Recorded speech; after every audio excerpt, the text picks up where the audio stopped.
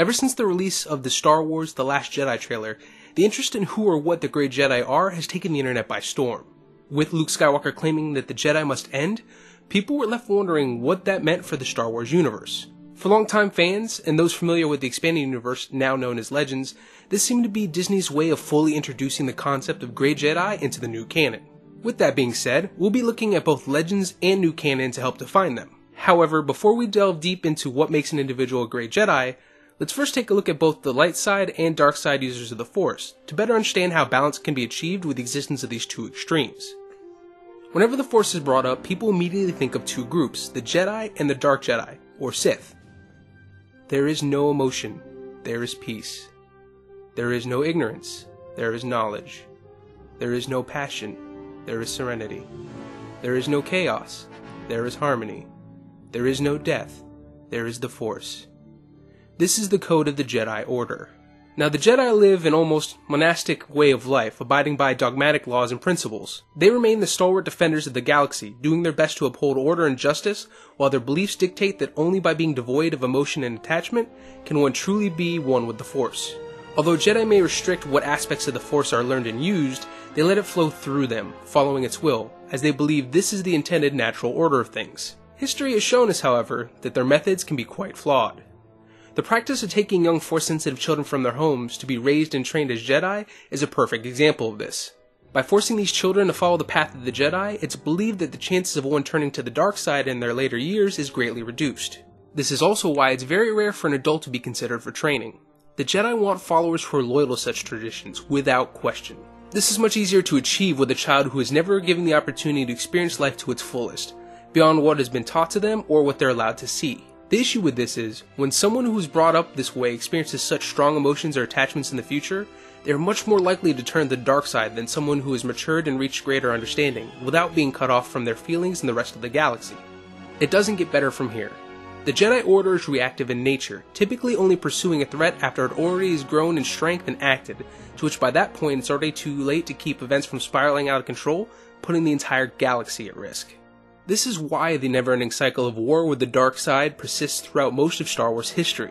The dark side grows in power, but the Jedi refuse to act because it goes against the Jedi Code and belief of maintaining peace. Either due to arrogance or apathy, they choose not to strike first, avoiding aggression out of fear of what strong emotions could have spawned from such conflicts, or feeling that it's not their place to get involved.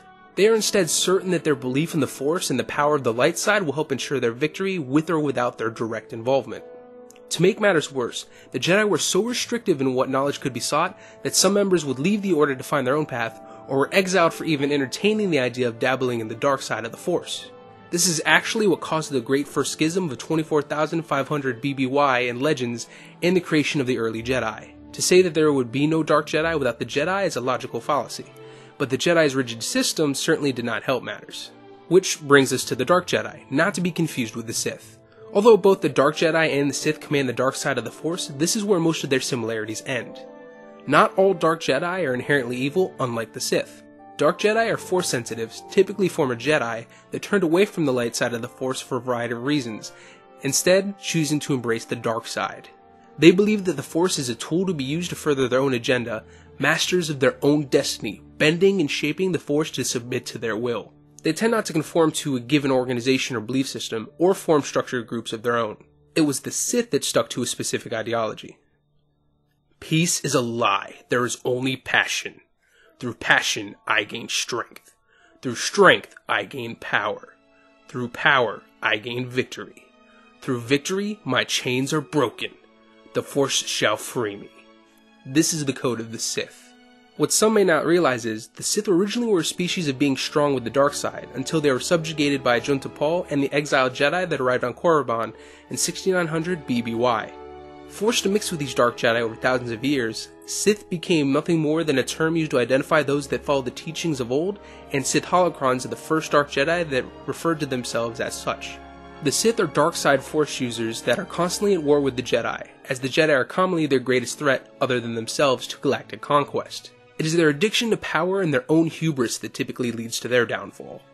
Although the dark side grants power, it comes at great cost to those who completely tap into it. It corrupts the user's body, mind, and soul, slowly consuming them during their everlasting quest for more power. Very few have been able to return from fully embracing the dark side, but all were changed by the experience. The destructive nature of this corruption is what leads to Sith fighting amongst themselves in a misguided attempt to strengthen their own order, or succumbing to dark side degradation. This is why they are eventually defeated by the Jedi, resulting in a temporary peace until other Sith rise to power and the cycle begins again. This brings us to the Force users that fall somewhere in between, neither fully committed to the light side nor the dark side of the Force, the Grey Jedi. Grey Jedi find balance in the Force, more proactive and far less restrictive in knowledge and abilities than the Jedi, but not fully embracing the dark side and bending the Force to their will. Instead, they form a symbiotic bond between the two, drawing from both sides as needed, giving and taking from the Force. Despite the fact that Grey Jedi serve as this balance, the term Jedi still remains as part of their name, due to the fact that their morals still tend to align with that of the Jedi, even if their methods and overall beliefs may differ. This term has also been applied to those who disagree with the Jedi Council, distancing themselves from it and working outside of the Jedi Code, or even leaving the Order altogether without turning to the dark side. A Force user, however, does not need to be a Jedi or former Jedi to be considered a Grey Jedi. Again, it all comes down to how the Force user interacts with the Force itself. A great illustration of this is the Grey Jedi Code. Flowing through all, there is balance. There is no peace without a passion to create. There is no passion without the peace to guide. Knowledge stagnates without the strength to act. Power blinds without the serenity to see. There is freedom in life. There is purpose in death. The Force is all things, and I am the Force. This is the most accepted fan version of the Grey Jedi Code, but many more exist, as one has never really been truly established in either Legends or New Canon. The closest thing to canon we have is from Legends, more specifically the comic Dawn of the Jedi. There is no ignorance, there is knowledge. There is no fear, there is power. I am the heart of the Force. I am the revealing fire of the light. I am the mystery of the darkness, and balanced with chaos and harmony, immortal in the Force. This is the Jedi Oath. The Jedi are arguably the first Grey Jedi in existence, dating as far back as 36,453 BBY, also serving as the foundation of what would eventually become the Jedi Order. They were formed after the Thoyor, starships that called out to Force sensitives and served as transports, brought various species throughout the galaxy to Tython to study the Force. It's this focus on maintaining a balance in the Force that kept Tython in check and allowed the Jedi to thrive, at least until outside influences forced a schism, resulting in the light side and dark side Force users to battle one another and go their separate ways. Jump forward to the time of the Old Republic and we have the Voss Mystics, who were discovered by the Galactic Republic and Sith Empire around 3653 BBY. The Voss were ruled by these Force-wielding mystics, who served as both seers and healers to their people, and were considered grey by both the Jedi and the Sith. The Sith tried to conquer the Voss, while the Jedi attempted to defend them, but the Voss were able to successfully repeal both forces. Going further in time, to around 25 ABY, there's the Jensaarai, a group of Force adepts that previously aligned themselves with the Sith and Galactic Empire, but have since reformed and allied themselves with the New Jedi Order. Although they aided the Jedi against the Yuuzhan Vong and trained as members of the New Jedi Order, they were still considered Grey Jedi, for their use of light side and dark side of the Force in battle. Then there's the Imperial Knights, founded around 44 ABY, an order of Force users that were loyal to the Fel Empire. They swore loyalty to their Emperor, serving as a balance to the Force that the Emperor was meant to stand for. If the Emperor were to succumb to the dark side, it was their job to either remove him from power or attempt to bring him back to the light. Aside from organizations and species of balanced Force users, there are many characters that exist throughout both Legends and New Canon that can easily be considered, or even outright claimed to be, Grey Jedi. One of the most powerful and memorable characters from Legends being Revan, who is both a Jedi and Sith Lord many times over before eventually leaving both sides to forge a path of his own. Jolee Bindo also served the Jedi Order against the Sith and Exar Kun during the Great Sith Wars of 4000 BBY. It was during this conflict that his wife fell to the dark side and attempted to turn him as well, leading to a battle between the two. Jolee won but was unable to strike her down, instead allowing her to leave, only to find out later that she slaughtered numerous Jedi before meeting her own end. Rather than punish Jolee for his actions, the Jedi Council stated that a hard lesson was already learned, and finally seek to promote him to the title of Jedi Knight. It was at this moment that he lost faith and felt betrayed by the Jedi, leaving the Order to go into exile. Katarn started out as an Imperial Stormtrooper who deflected to the rebellion, learned of his Force sensitivity, and taught himself the ways of the Force. During his journey, he was forced to confront the dark side within himself, ultimately finding balance and becoming a Grey Jedi. It was his belief that the Force had no side, and instead it was the person who wielded it that decided if the Force was being used for light or dark.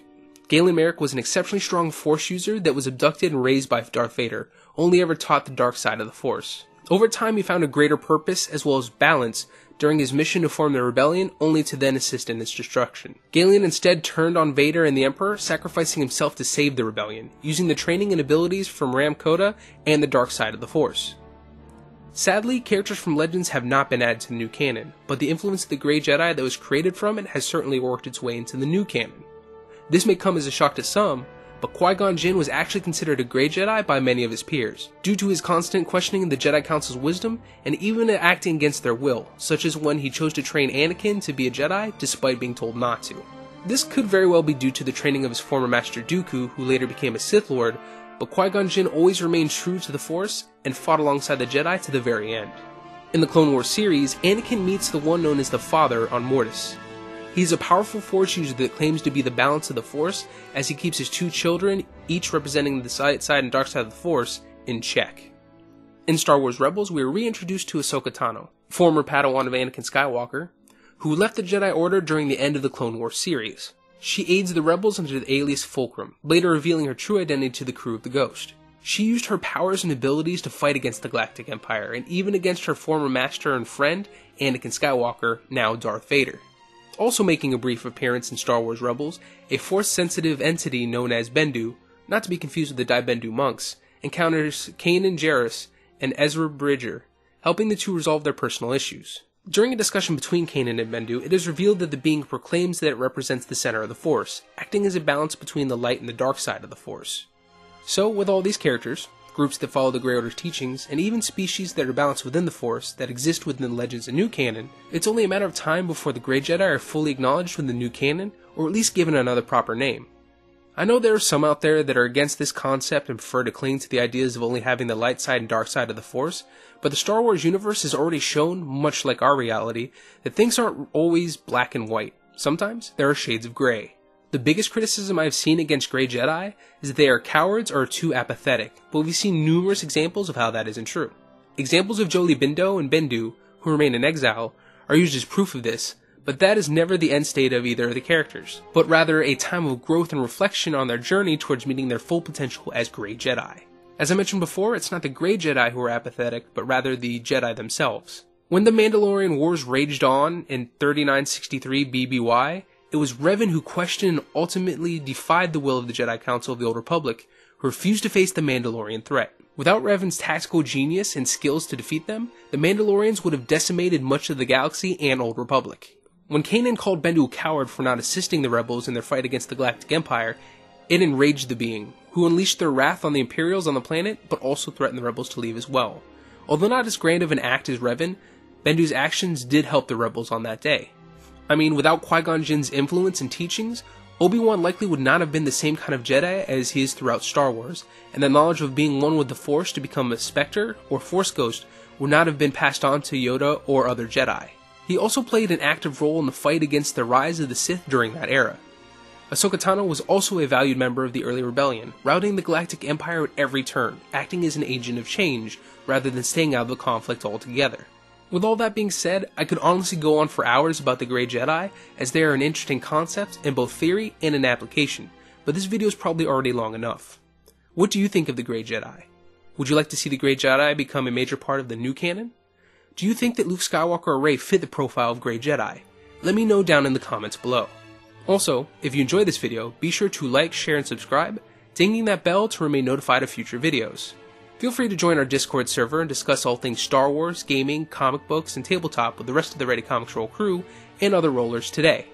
Follow us on Facebook, Twitter, Instagram, and all other forms of social media that can be found in the video description below. If you'd like to see us grow, head over to our Patreon and become a patron. I'm Anthony, and as always, may the Force be with you.